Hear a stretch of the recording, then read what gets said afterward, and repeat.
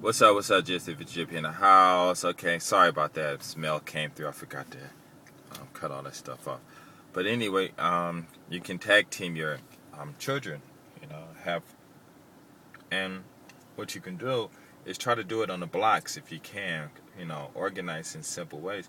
You know, have a parent. Who might be in charge of all the kids. Doing their homework and teaching these kids how to study, because maybe a lot of kids just really don't know how to study. And I'm telling you, in these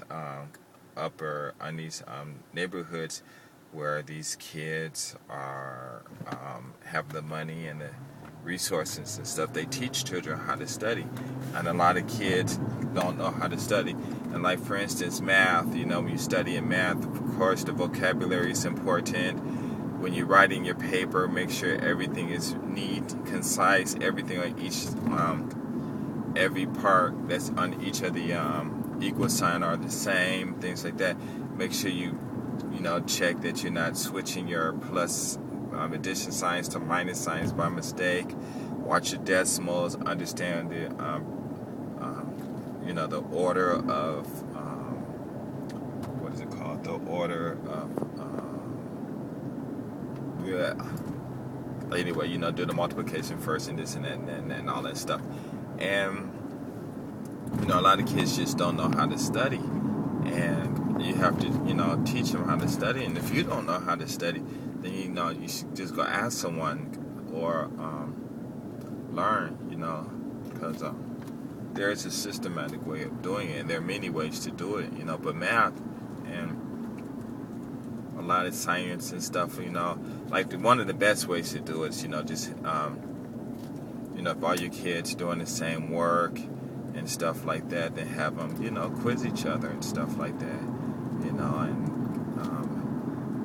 and have them, expound or something like that, I forget the word, on like one subject. And if they don't know, and you got computers, everyone just look it up and someone can read it, and gaining more information, doing a little bit more research can actually help you retain what you're studying also, so that's very important. As far as the kids, when you're talking to your parents, respect them in the house. If you're at home, clean up, do things right, keep your room clean and things like that. The television, cut that out unless it's something educational, and try to fill your lives with more important things to do. Because while you're in high school, well, I know I don't know, the news say some of the high schools and stuff are real bad. But while you're in high school and stuff like that, it's peaceful. You might be having a hard time, but when you get out of high school and you're on your own and your parents are not obligated to support you and stuff like that, you run to the military, you get school loans, whatever, and you can't finish school, and it's just going to be a mess, and a lot of people are suffering from not taking the time for them not being raised properly or getting the proper nourishment, And let me talk about the emotions. That's what I was talking about. So anyway, to me, this is what all emotions are just a stimulus or a kick, like a kick in the rear end to do something. It's like your mind should always control everything, and your mind tells your body to do something. But if you're too lazy or whatever, then that's when the emotions come in to kickstart your body into action, and that's all they should do, And but a lot of people, they do things from how they feel, and that's where we're controlled at. I believe, Christianity, if you read about it, that it was fabricated, in such a way to where where our ancestors, were totally at the disposal or whim for whatever of those slave masters and stuff, or those evil people and stuff like that, and their children and descendants, they're keeping the same thing going, and they're not going to change, and they don't care. A lot of them just really don't care, and then a lot of people really don't know what actually happened and stuff, and what's really going on and stuff. So, so the first thing you need to do is get rid of your emotions. You do something, and like I gave this illustration in my first one about the parents. And the kid talking about confidence, but it has nothing to do, how can I say that? It's like. It's like, since it's an adult thing, it's like sex and love. Love is an emotional action, and sex, no. Sex is a physical action. Love is a mental action. It's a mental. That's all it is. It's mental, and that's what I think. Now, why did I say it's mental? It's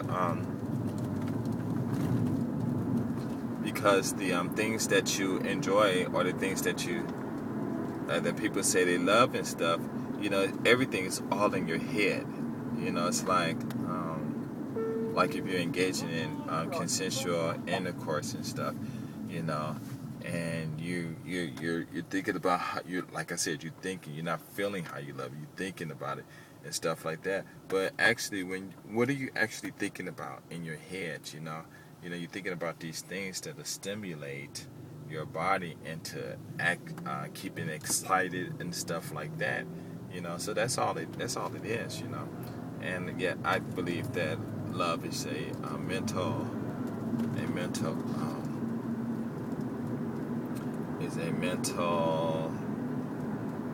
action. So, and people don't think how they want. But emotionally and stuff like that, it should not affect you at all, and please try to get rid of that religious stuff, because that stuff is going to keep you down. Because most people, when you get old and get tired and stuff, you kind of realize that, God ain't stepping down to help you, but actually God is helping you, but you don't know, you probably don't understand what's going on, and who is this God. I need to make a video about that, where my thoughts on it and stuff like that. And I think I've explained it a little bit. But anyway, getting back to the parents and kids and stuff, you have to teach your children how to control their emotions, and actually let them know that, hey, if you have something that you need to do, and you're too lazy to do it, then your emotions should